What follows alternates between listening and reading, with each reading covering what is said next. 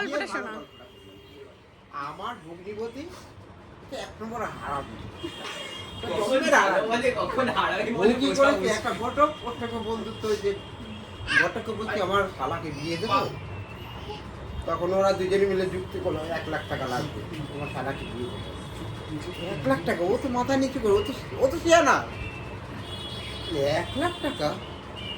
ও তো জানে সম্বন্ধ করতে গেলে 2-1000 টাকা দিলে হয়ে যায়, তুই 1 লাখ টাকা? আচ্ছা তুই দেখ, তুই তা এমন একটা মেয়ে দেখেছে। এবার ও বিয়ে, আমি এবার সকালবেলায় এসে ভোর 6টার সময় আমি ঘুমটা ওঠার পরে আমি রাত্রে কাজ করি, কলের কাজ করে থাকি। কলের কাজ করে না কিন্তু হাত পা এগুলো রাসগুলো লেগেছিল, ভালো মতন ভালো ধোয়া হয়নি, কোনো রকম ধুয়ে পড়ে রাত্রে 10টা বেজে গেছে। শীতের মধ্যে তো ওর মধ্যে লেপ দিয়ে শুয়ে পড়েছে। সকালবেলা উঠে দেখি সাদা সব হয়েছে। এখন আমি দেখি কোথায় যাবো, পরে তোমার আজকে বিয়ে। আমার বিয়ে আমি জানবো না?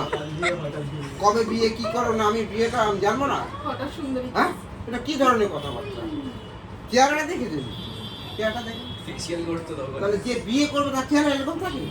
কাকি না, ওটা কোনো ব্যাপার না। আর ব্যাপার না মানে একটা লোক আমার ঘরে আসবে, সেই ঘরটা আমাকে তো সুন্দর করতে হয়, আমাকে সব বুঝাতে হয়। সে তো একটা অতিথি, সে এখন আসবে আমার কাছে, তা আমার কাছে তো সেই বুঝাতে হয় না সব কিছু? হ্যাঁ, তোমার কিচ্ছু করতে হবে না, আমরা আরে কিচ্ছু করতে হবে না, আমাকেই সব করতে হবে। আর তোমার বলতে কিছু করতে হবে না, এটা কোনো কথা।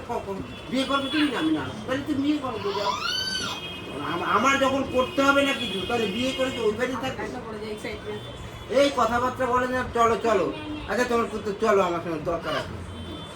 এবারে গেছি,